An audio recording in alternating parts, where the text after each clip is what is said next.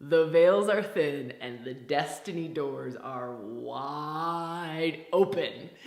I would love to share with you a little bit around this particular equinox and this full moon that we have, September 20th for the full moon, September 22nd for the equinox. They are amplifying each other, which is why I'm sharing them kind of together. So maybe you're watching this closer to the equinox, closer to the full moon.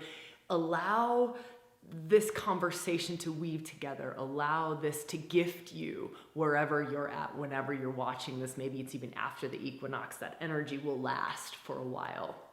This is always a point that marks, it's like a marking point. So just feeling into how can this point in time be a marking point in my life? So this is pretty potent and pretty juicy. Couple of reasons for this. One is this full moon is lining up with the Galactic Center. Doesn't matter what that is. Maybe you love astrology and you're like, yes, that's so good. Maybe you don't, but I'll give you kind of some words around what that means and you just feel into what this brings up for you. When the Galactic Center is being lit up in the way that it's being lit up, it fuels things. It supercharges things. It also brings us into alignment or pushes us into deeper and deeper and deeper alignment with our own destiny. So it's a force, it's an energy, but it's fueling us and inviting us to deepen into our destiny. It makes this full moon a big full moon, which also weaves and bleeds into making this equinox a big one. Now, we don't have to go into it consciously, but kind of the reason why I'm sharing this is because we get to if we choose to. So what would I suggest doing during this time? One is this full moon is also lining up with Neptune. Neptune is an energy that is very watery. It's Poseidon, right? God of the sea. So it's also falling in Pisces, which is a water sign. So can you just feel into how much water we have going on? Water, water, water. What does water open up in us? What is the doorway that water is for us during this particular full moon and this equinox? Well, water has this capacity to take us deeper than the other elements. Oftentimes, water will take us deeper. It's like how water created the Grand Canyon in the United States, right? It's over a long period of time, but it deepens, it deepens, it deepens, it deepens, it deepens, it deepens. That's the gift of water, where fire is just a quick burn, right? Fire is like a quick burn and moves on. Water is like, we're gonna keep going in. We're gonna keep going in. So if we can embrace that energy instead of fighting it. I know some of us are very fiery or very air sign or very earth sign, but if we can really embrace water and allow ourselves to be taken deeper. Water is also emotional. So can we allow ourselves to sink deeper and deeper and deeper into our emotional body, into the wisdom of our emotions? I know. Now it's like, oh great, I'm gonna be crying for a week, Sabrina, thanks. But when we open these doors, we can oftentimes access wisdom or insights, or in this particular time period, guidance. Like I talk about this breadcrumb trail, the soul breadcrumb trail. We can oftentimes, if we give ourselves the space and the permission to go deep and to let it be almost a marathon versus a sprint. Really what this energy is asking for is let it be a marathon. Like let it be slow and deep. Let it be slow and deep. Let the gifts of slow and deep arise. So in this slow and deep, we have a capacity to access some deeper soul longings, some deeper soul callings, some deeper soul, even, dare I say, gifts that are arising in us at this time. I really want to feel into this Neptune piece and weave this, and I just can like hear Neptune. So I want to bring that in. Neptune on the shadow side of things, because remember, Neptune's really influential during this moon and during this equinox.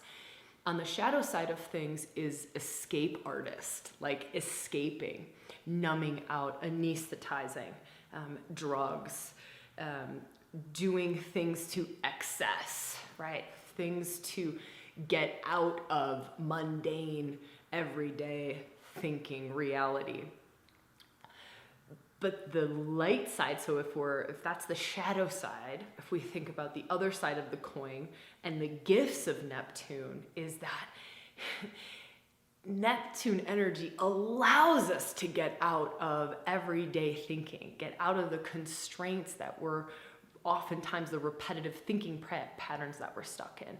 Neptune allows the dream world to come to life, allows us to access the subconscious realms, the unconscious realms, allows us to access other wisdoms, allows the unseen world to speak to us, allows our capacity to see, to hear, to translate wisdom from the unseen realms, allows us to translate that. Okay, so let me try to make this tangible.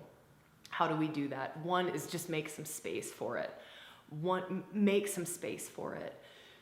To not indulge in watching Netflix for 35 hours during this full moon and during the equinox, but to really make some conscious space for it. It might be meditation, it might be a movement practice, it might be a workshop, it might be guided journey, it might be whatever it happens to be. Feel into what feels true for you and what would support you. But stepping into containers and into spaces and into practices and into things that allow for altered states of consciousness to arise in safe, supported, beautiful ways, right? It's not probably going out to the pub and drinking 25 Guinnesses. I'm not sure why we're drinking Guinness today, but apparently it's Guinness, is probably not going to get us to like deep soul truth, although you never know. All right, let me feel into, this is the next aspect that I would love to weave into this full moon equinox. There's a balance point on the equinox. And if you were to feel into sun, it's funny, I'm gonna say sun is masculine energy, moon is feminine energy. I've been in some circles recently where we've been poking into sun as feminine energy, and just all of these things are just frameworks and they're just ways of talking about things. But in astrology, and given this is embodied astrology, we'll stick with sun as being masculine, moon as being feminine. And so if we're looking at sun and moon, finding that point of equality, that balance point, it's like a, you know, the scales, if you think of the Libran scales, or just think of a set of scales, and the scales are just perfectly balanced. So what we can do on the equinox is really go into this state of, and asking ourselves questions, and these are great questions to do on the equinox, is there anything out of balance in my life? How can I come into, this is a good word, deeper harmony in myself? How can I bring you can think of all the different sort of opposites, seemingly opposite things, like my masculine and my feminine. How can I bring my masculine and my feminine into more harmonious relationship? How can I bring my mind and my body into a more harmonious relationship? How can I bring my work life and my life. I think they even use the words work-life balance, right? How can I bring that into harmony? This is such a good time to allow the energy. It's literally like the energy of the world is supporting us to find deeper balance in ourselves, to find, I like the word harmony, because I think balance means, oh my gosh, my feminine and my masculine have to be operating at 50% of the time and 50% of the time, and it's not that. It's uniquely for each of us, what is that harmonious point? What is deeper, healthier relationship? I like to use the words next right relationship. How can I come into next right relationship with my masculine and my feminine, with work-life balance, with da-da-da, with mind-body, with da-da-da. So feeling self versus other, that's an interesting one to weave in there too. You know, where is that feeling into self versus other? Inward versus outward. Where am I at with that? What is my relationship to, you know, my inner world and my outer world? And really giving ourselves this permission to feel into what we're longing for. What is it we're longing for? What is it that's showing up in dreams a lot? Neptune energy. What is it that's showing up? There's also in this current astrology, this full moon, this equinox astrology, there are a lot of tension points, so a lot of squares, a lot of tension points. Tension points are beautiful because they bring about action.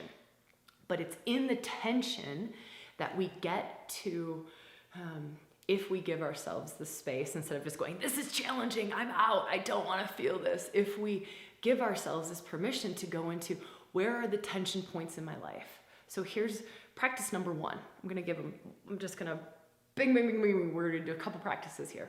I'm going to lay them all out, and you feel into what serves and what feels true for you and what most supports you in this. But practice number one, really feeling into what are tension points in my life. What are challenging points in my life? Tension points. Like this is tension here. There's a bit of tension here. This is really challenging for me. And number two is, you know, reflecting on that, but not just going, oh, it's my work-life balance is a tension point. My relationship is a tension point. My health, my physical health is a tension point. But then allowing yourself to go deeper. Now, this is the deepening in. So this is the deepening in that we talked about with all of the water. We talked about with how water is the gift of deepening in. So allow yourself to get in there. Allow yourself to find the space, find the time, find the practices, maybe it's just journaling, maybe it's just like free flow writing. There's tension here, and allow yourself to, it's almost as if we're going in to excavate, to unearth, right? And it takes a little bit of, you know, you got to pick up the shovel and we're shoveling out. But then we get to some deeper depths and some deeper truths of what's in that challenge, like what's hidden in that challenge. And if you give yourself some space around this, body work can also be really, really powerful. Body work where we are working with the body and we're going into the body, right? Into a tension point in the body. What's here? Oh, actually, that's linked to my relationship to my masculine. Oh, that's linked to the tension in my relationship. So the body can be a really great vessel when going deep to get out of here. Like air is often associated with mind, and this is not a time for the mental realm. This is not a time for air. It's a time for inviting the mental realm to be able to translate deeper truths. Okay, so that was number two. If number one is find the tension points, reflect on life, find the tension points. Number two, find ways to go deeper into the tension points. Also in this number two, find ways to go deeper into what we're longing for. So not just tension points as doorways in, but what is it that we're longing for? Like, what is your heart desiring? I am desiring more space, more time for myself. I am desiring more love in my life. I am desiring more connection to the natural world. I am desiring more time to be in my body, to feel my body. I am desiring more sensuality. I'm desiring more connection. letting ourselves really feel into our desire. It's what will bring about these breadcrumbs and these, kind of soul callings. And it is what will ultimately help us to shift and to take advantage of, I hate those words, but it's what's coming, to take advantage of the fuel and the propulsion of this full moon equinox being where it's at in relation to the galactic center. So that galactic center, that destiny line, it's like the galaxies have opened up and they're like, it's like it opens up and it's just like, we want you fulfilling your destiny. That's the energy that's coming through, is just like, we want you fulfilling your destiny. Stop getting in your way. And so finding these two doorways are really beautiful doorways, is what am I desiring? What am I really longing for? What like my heart's deepest desires? Get into the body, go into the heart. If you go deep into the heart, go to the bottom of the heart, and then go back. So this is a powerful practice to go into deep heart's longings, true heart's desires, is you go down to the depths of the heart, like you get to the deepest place in the heart, and then you go back. For me, it's back 3 steps. For whatever reason, that's how it feels in my body. But you go back, and then you sit there, you rest there, and you go, what is my deepest heart longing for? What is the truest desire my heart has in this moment? And then you just let it bubble up. You let it bubble up. You let it bubble up. And you might want to keep going and keep asking yourself, is there a deeper truth there? Is there something deeper here? Is there something deeper here? Is there something deeper here? Is there something deeper here? Again, leaning into that water, leaning into how supported we are to go deep, how supported we are to go deep. If there's emotion there, because of all that water as well, letting there be emotion, but really being with the emotion and going, okay, great, there's a lot of grief here, but not skipping out or not giving it its time or its space. Giving it its time and its space, it'll shift. It might take a while. It might take a week. Sometimes we have a lot of buried grief and stored grief, but just keep asking what's deeper, what's under here, what's under that, what's just under that grief, what's under that.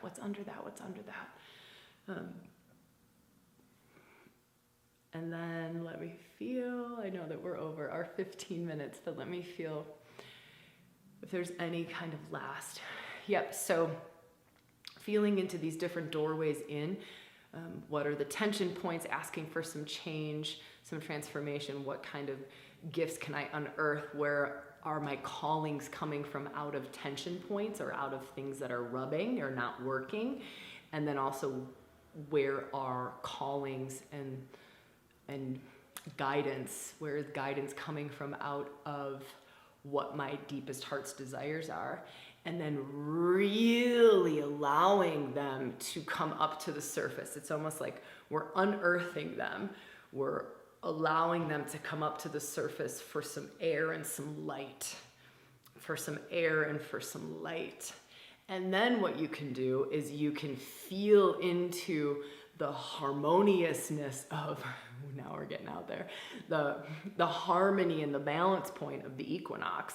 You can really call in the divine masculine, the divine feminine, or spirit and soul, or the heights and the depths, or whatever different energies, anima, animos, you can call in these different energies, right? So you can allow these, once you've unearthed and excavated these heart's desires, or just tension points, or just feels for what's wanting to shift. Sometimes we can't cognize it. So trust if you can't cognize it either, and you just feel like, whoa, I just feel that change is here. Like I feel that change is being called for. Great, hold it here, and then bring in both of those energies. Bring in sun and moon, right? Bring in, because there's this tipping point. There's such potential in that tipping point, right? It's like the two are making love, and what happens in that orgasmic love making, that divine creation, right? Child is born.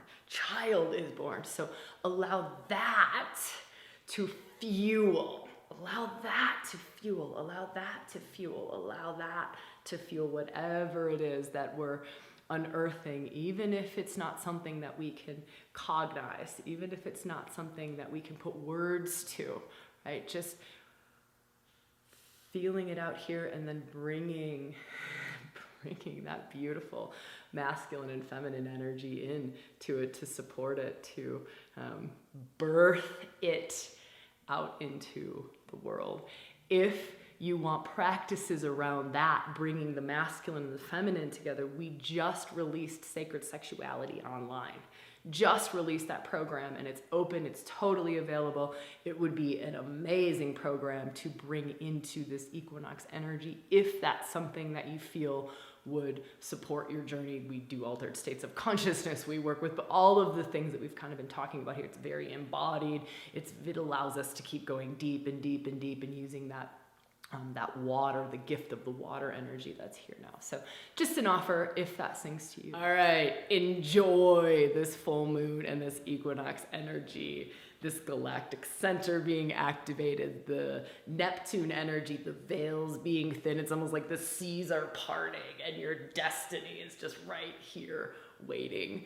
So yeah, enjoy all the practices. I hope this serves. If it did, leave a comment, leave a like, subscribe to the channel, share it with someone you think it might serve, and I will see you when I see you, where I see you, and how I see you. Mwah.